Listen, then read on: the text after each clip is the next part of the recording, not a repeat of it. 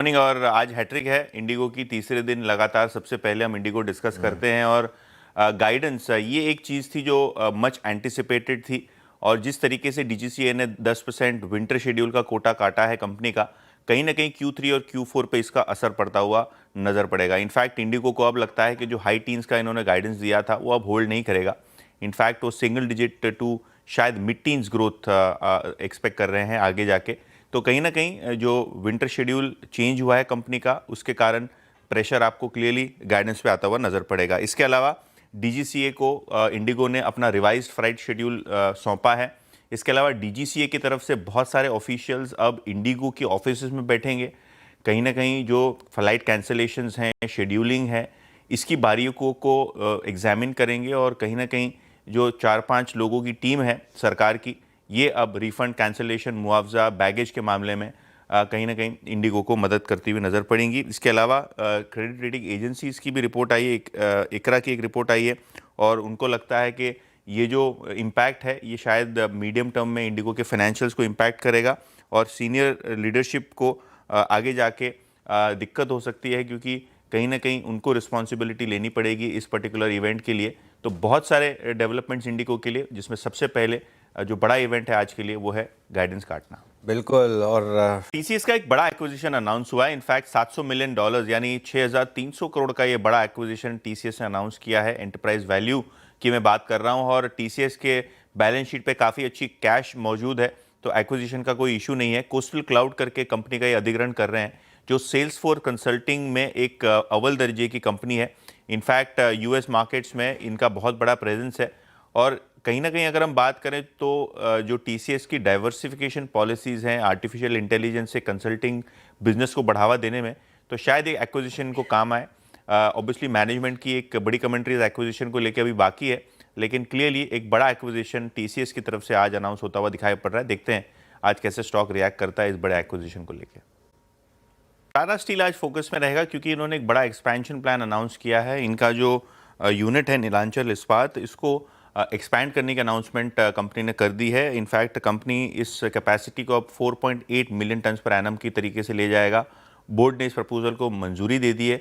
और कहीं ना कहीं अगर हम बात करें तो टाटा स्टील का जो डोमेस्टिक केपेक्स होता है ये काफ़ी अहम होता है, और 0.7 MTPA का हॉट रोल प्लांट भी ये लगाएंगे एचआरसी का, और जमशेदपुर में भी इन्होंने एक बड़े एक्सपेंशन का अनाउंस किया है। तो कहीं ना कहीं टाटा स्टील आज फोकस में, खास करके जो नीलांचल इस्पात का अनाउंसमेंट है वो काफ़ी बड़ा दिखाई पड़ रहा है। ओके। और देखिए, जिस तरीके से स्टॉक ऑल टाइम लो पे है, खबर तो अच्छी नहीं हो सकती है। ये नंबर 1 इलेक्ट्रिक स्कूटर कंपनी से अब नंबर 7-8 पे पहुंच गई है। मार्केट शेयर कोलैप्स हो गया है।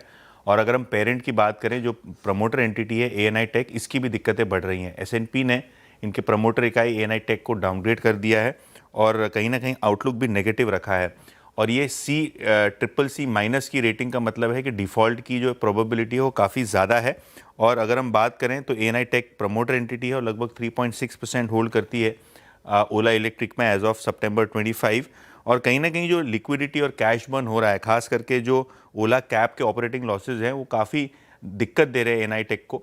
तो इससे जो प्रमोटर एंटिटीज़ है ओला इलेक्ट्रिक की, शायद बहुत इनकी दिक्कतें बढ़ सकती है। और जैसे कि मैंने कहा कि जो डिफ़ॉल्ट की प्रोबेबिलिटी है वो S&P को लगता है काफ़ी ज़्यादा है ओला इलेक्ट्रिक के प्रमोटर्स की। बिल्कुल। ओला और तो सबसे पहले सिप्ला की बात करते हैं, जहां इनको एक बड़ा अप्रूवल मिला है टाइप 2 डायबिटीज़ को लड़ने के लिए।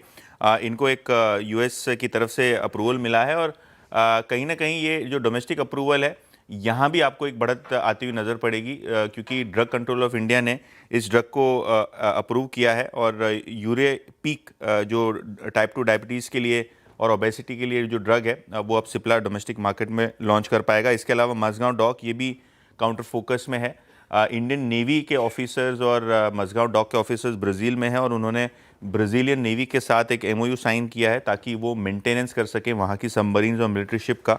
तो ये एक पर्टिकुलर काउंटर फोकस में रहेगा। इसके अलावा नेस्ले इंडिया भी फोकस में है, क्योंकि इनके CFO ने इस्तीफ़ा दे दिया है, और अब जगदीप सिंह नए CFO की तरीके से आपको दिखाई पड़ेंगे। तो ये भी एक काउंटर फोकस में है। और अदानी इंटरप्राइजेज, इनका जो राइट्स इश्यू है वो 108% भरता हुआ नज़र पड़ रहा है। तो स्क्रैप थ्रू कर लिया, और पूरी तरीके से इनका राइट्स इश्यू सब्सक्राइब हो गया।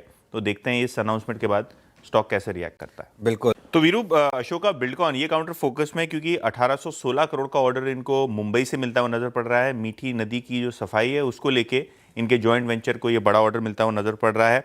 इसके अलावा पूर्वंकरा प्रोजेक्ट्स ये भी काउंटर फोकस पर रहेगा क्योंकि इनको 510 करोड़ का नया कॉन्ट्रैक्ट मिलता हुआ नजर पड़ रहा है, जहां ये एक वन बैंगलोर में लग्जरी प्रोजेक्ट का एग्जीक्यूशन करेंगे।